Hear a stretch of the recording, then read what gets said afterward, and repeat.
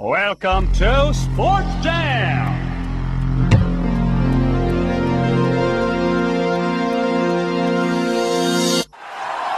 Everybody get up, it's time for sports now. We got a real show going down. Welcome to the Sports Jam. It's your chance, talk and rant. It's the Sports Jam. All right.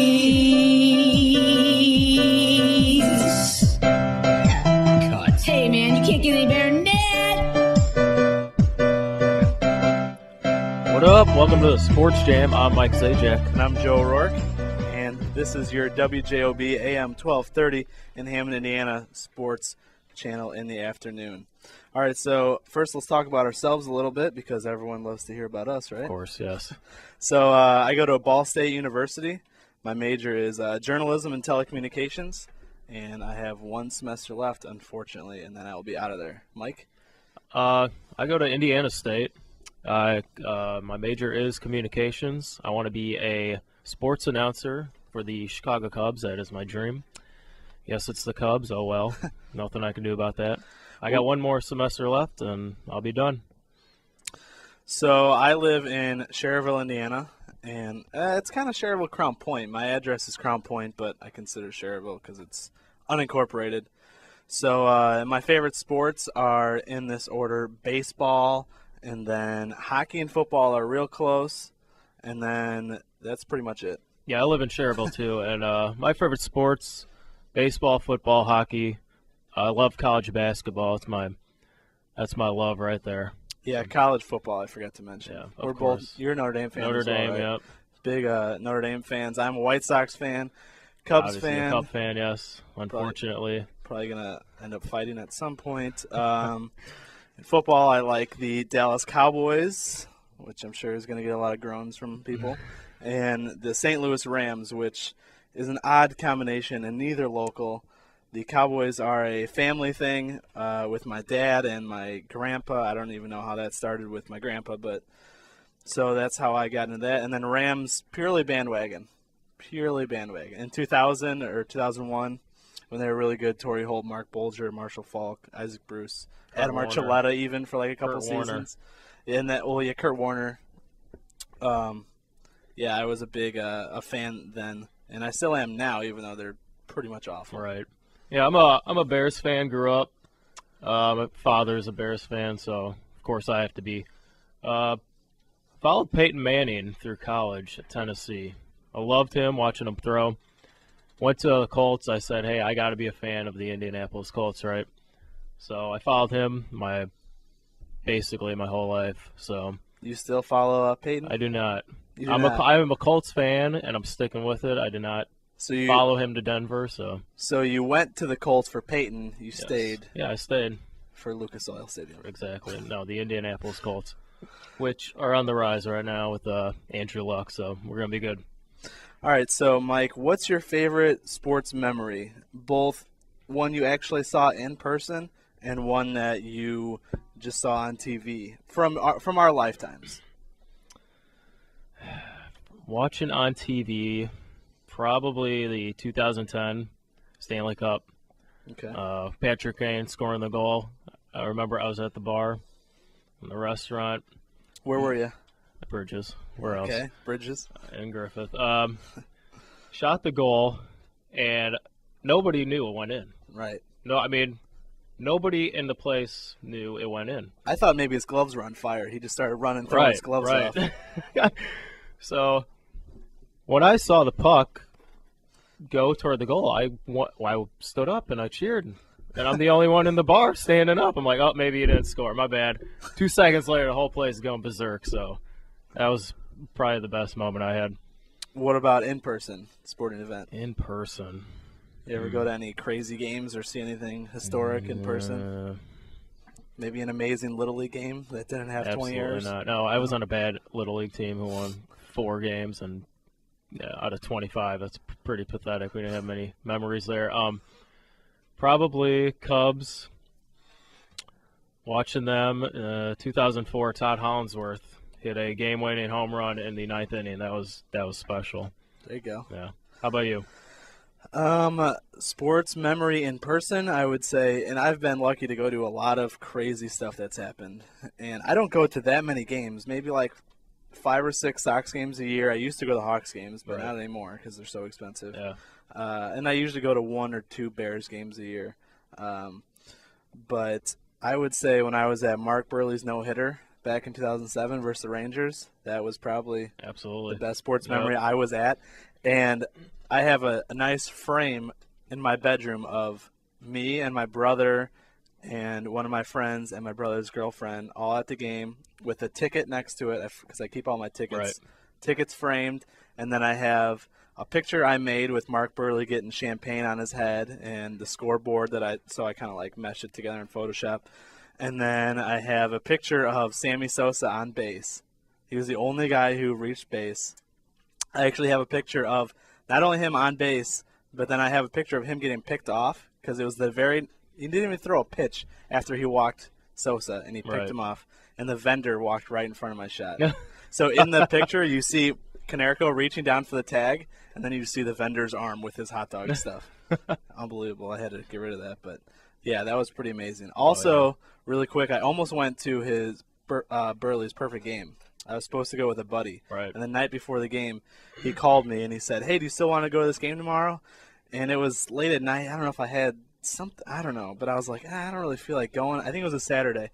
Or it was going to be a Saturday game. And I was like, I don't feel like going. Just come over and watch it. So he came over. We watched it. And it was amazing. But I can't believe I could have. You will never live that one down, will you? I can't believe I could have been one of very few people to see the same pitcher in person throw a no-hitter and a perfect game. Oh, well, I'll just have to go to very many more games. Chris Sale, maybe. I'll go to a bunch of Sale games, and that could happen. All right, so your career goal, you said you wanted to broadcast for the Cubs? Yes. You want to take over Kermit Casper's spot? Is that what you call him now? Kermit the Frog, he sounds like. A little. I see it. He's got a really high-pitched voice. Yeah. I would like to run the Chicago White Sox at some point. Right. Maybe not necessarily as a GM, but maybe assistant to the GM or a scouting director or something. But I want to work in a front office of a baseball team, hopefully the Sox, but I'm not picky. Anyone out there listening? And so, yeah, that would be, I think, I saw Moneyball, and it sounds really cheesy, but I saw Moneyball, and I was like, that is it. Yep. Exactly. Jonah Great Hill. movie. Jonah Hill, I'm on my way. Yeah. That's what I want to do. Look out. All right, so real quick, I think we're way over time, but let's just keep going. We can cut. So let's go over some of the other names we had for the show. So we settled on the Sports Jam, as you heard in that awesome intro, and the song by Pat Renwick. That was a great rendition. Yeah, he'll be here. He'll be the Sports Jam. Yeah. So the other names we had this was my personal favorite. I think it's really clever. It's a baseball joke on this one. The show to be named later. See, I didn't like that. Mike didn't like it. I didn't like that. I don't think Ryan. Ryan liked it. Pat did not. Ryan Walsh did like it. Thank you, Ryan, for being in my corner. Pat hated it. Yeah. Pat, yeah. Like he really hated it. You just didn't like it. He straight up said. He thought it was awful. Garbage. Yeah. He told me I was a garbage person. I think. That wouldn't surprise me with Pat. So, because we couldn't think of a show for a while, so show to be named later. Yeah, we whatever. sat down and wrote a few names that we said were good, but so we're not using it. Water under the bridge. I ain't mad. So it happens. The intern eruption. That was our new intern, Sam, who Pat calls Matt. Or I thought it was Mark. I thought he called him Matt. I don't know. His name's Sam. Either or, it's Sam. I hope it's Sam. It's Sam. It's Sam. All right. So we don't get a last name, but it's just Sam. He wanted to do Pardon the Intern Eruption, which is a playoff. That was clever. I'm not gonna lie. ESPN show. Pardon the Interruption. But it's just kind of hard to say. Internruption. Internruption. Is it internruption or internuption? I thought internuption. I thought ruption, but that sounds painful. Yeah. Okay. And then this next one, pretty clever. It was Sam and I kind of collaborated on this one. This was The Birds and the Trees, which is not only play on the birds and the bees, but I go to Ball State. I'm a Ball State Cardinal. He goes to Indiana State. He's a Sycamore. Right. Birds and trees. Boom. But Sam did have some clever ideas. I will give him that, but I didn't want to give him the benefit of the doubt because he's still a high school kid. So. He's a new guy. He's only been here 2 days. Can't name our show. Come on now. So then we go to this one. I personally did not like at all, but you like this one a lot. So this is the show to be named later, my version for you, or the opposite, whatever. The big O and the Z. Right. Your last name's O'Rourke. Right. You're a big guy. Okay. My last name is Zajac. The big O and the Z. It sounds, I don't know. Anyway. Oh, well. And then the last one, the first one I thought of, which I thought was simple and fine, but overtime with Joe and Mike. I feel like it is simple and it's to the point, but it's probably used a lot of places. Right. I did like that one, but I thought Sports JaM was going to be better. Yeah. The Sports JaM. The Sports JaM, we both agreed that we liked. We liked it. It wasn't either one of our favorites, but we actually agreed on that one. And the Sports JaM, if you notice on the logo, capital J, capital M, because it's an acronym for Joe and Mike. Correct. Pretty clever. Yep. All right, we're going to go to a break real quick. We will be back in just a few with the Sports JaM.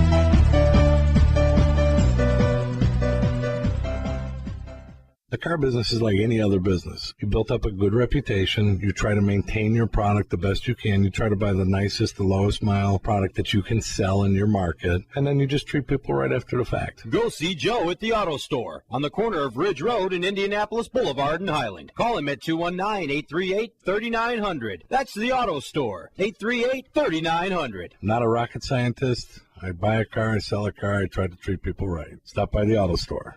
Are you caring for a terminally ill loved one? You shouldn't have to do it alone. We here at Blue Skies Hospice are dedicated to making sure you and your family have the care you need. Your loved one's comfort and dignity is our priority. Let our experienced team help you through this trying time. We can care for your loved one in your home, a nursing facility, or in our inpatient unit. So don't do it alone. Call Blue Skies Hospice at 219-554-0688. The little hospice with the big heart. Since 1985, Briggs Tree Service has provided superior tree maintenance and removal services for all types of residential and commercial businesses. Briggs Tree Service is a local company based out of Lansing and Munster. We do a lot of tree trimming and tree removal. We also have firewood. Springtime, we generally take care of limbs that are hanging over your house, basic maintenance on your trees, take the branches, haul everything away, and it's all gone. Call 219-513-0872 or visit BriggsTreeServiceIL.com. When you're in the little city by the lake, stop by the Diamond in the Rough, a center lounge and restaurant located at 1312 119th Street in Whiting. Center Lounge is open daily 11 a.m. to 3 a.m. You want specials? How about Taco Tuesdays, wings on Wednesdays, 35 cents a piece, and a full salad bar on Friday Fish Day. You want more specials? Give Center Lounge a call at 659-4080. From burgers to wings, the chicken to fish, Center Lounge in Whiting has it all. All right, welcome back to the Sports JaM. Let's do a little Hawks preview, huh? How about it? Yeah, the Hawks start tonight against the Boston Bruins. Corey Crawford, obviously, in the net. Tuukka Rask, who is absolutely on fire. Hot goalie. He was ridiculous in the Pittsburgh series. Saved, I believe, 156 out of 158 goals in 4 games. Well, shots. I'm sorry, I apologize. But that is... You don't see that with anybody. That to hold that Pittsburgh team to 2 goals in 4 games. That offense with those players who have a number of future Hall of Famers on it. They have an offense, Pittsburgh, that's likened to Chicago's offense, which is high-powered, high-scoring, fast, and they were held to 2 goals. 2 goals in 4 games. That is amazing for Tuukka Rask to do that. That's frightening. Yep. I'm thinking this series may be a low-scoring series. It will. Crawford's averaging, a goal and a half or 2? I think 1.65, I think, before the last game. Tuukka Rask is down there somewhere, but, yeah. Tuukka Rask, I think, is 1.5 something. Yeah. They're both right around that area, but it's going to be tough. So, before we get into the nitty-gritty of the series and who's out and who's in on the lines, who's your favorite Hawks player growing up? Eric or Daza. multiple. Oh, all right. I got Eric Daza and big number 55. Right, of course. Tony Amani was one of my favorites. Chris Chelios is there. Older guys, Ed Belford, Jeremy Roenick, watching tape from that. That great team in the 90s. What about all the way back to Bobby Hull? No? Bobby Hall, yeah. Then it's Savardian spin. Exactly. That was before us, more too. Our parents, probably. Yeah, my dad says he's a Bobby Hall fan, but I'm not seeing it. I think he's a bandwagon fan like some of the other people out there, but doesn't really bother me. Yeah.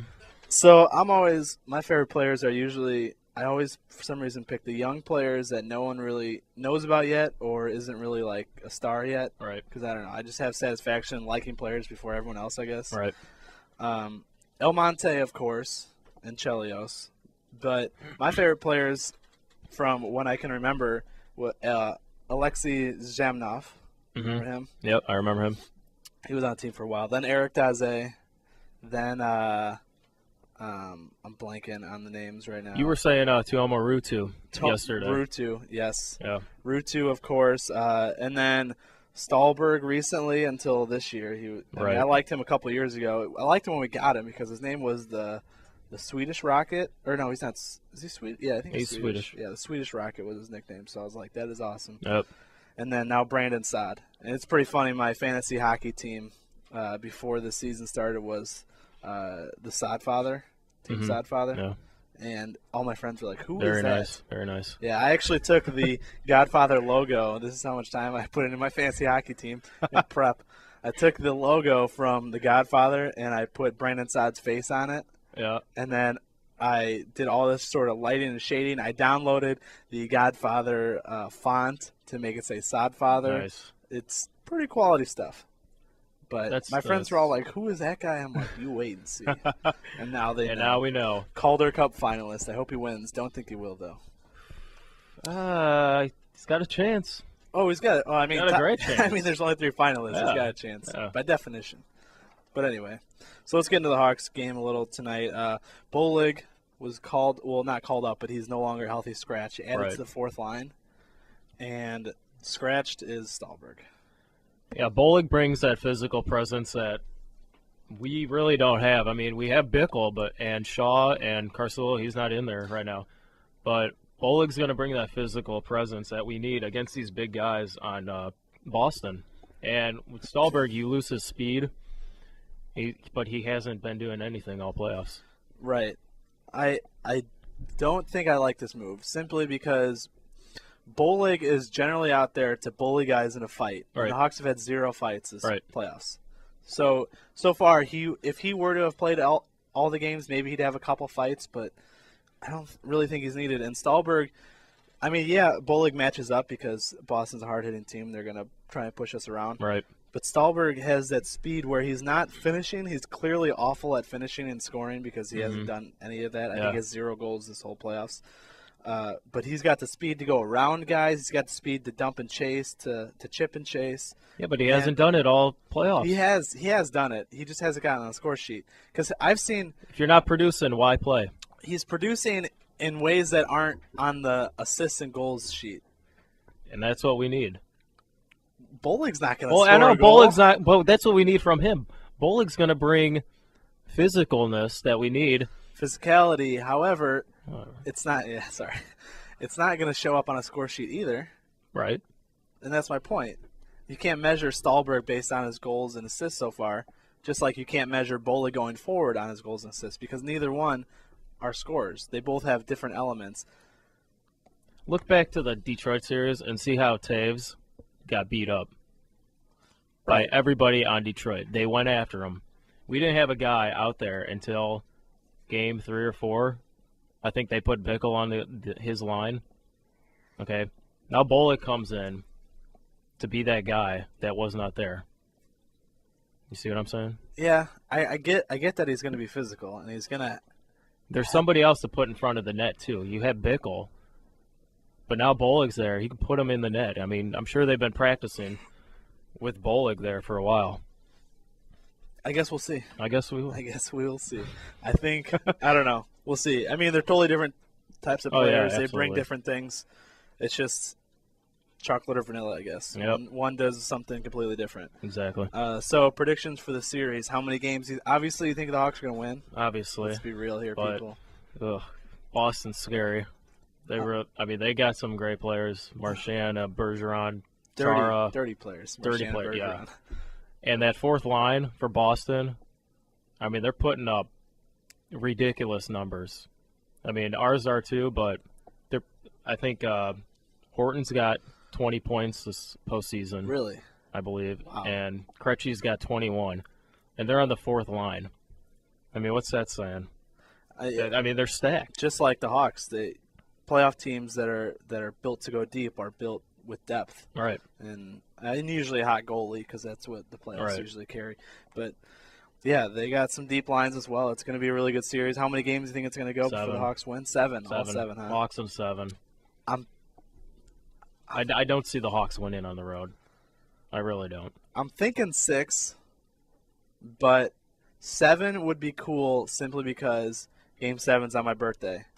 And I feel like I would never forget when the Hawks won in 2013 right. if it was on my birthday. Right. But by the same token, if they lose on my birthday, it's going to be awful. Yeah. That'll be disappointing. Yeah. So, Conn Smythe winner? Ooh.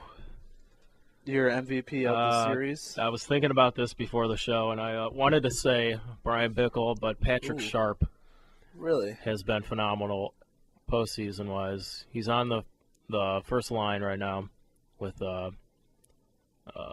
Taves, so I'm going to go with Patrick Sharp. Going Sharpie with your Conn Smythe? Yes, sir. How about you? I'm going to go with Corey Crawford. Ooh. Very nice. And I'm going there because we think it's going to be a low-scoring series. Right. Which means I don't know if maybe the Hawks are even going to get to 10 goals. Mm-hmm. So I'm thinking it's going to be a low goals against average for both goalies, and no scorer is going to have more than maybe 3 or 4 goals total. I think it's going to be Corey Crawford. That's my prediction. When was the last time a goalie won Conn Smythe? Tim Thomas? Last year, Jonathan Quick. That's right. Tim Thomas, I think, won too, didn't he? A few years ago to Conn Smythe? I'm not sure. I don't know. Anyway, we should probably research that before we talk about it. We should, but we can cut Jonathan Quick, he was your Conn Smythe winner last year. All right, so that's going to do it for the Sports Jam this time around. I am Joe O'Rourke. I'm Mike Zajac. And you got anything to... I've got nothing else. Peace. You don't have a flag to wave? I do not have my flag. I asked Debbie Wargo, and she does not. Debbie? She did not have a flag for me to wave and say goodnight. We got to find something to sign off We with. will. All right. All right. Stay classy, region. All right, good night.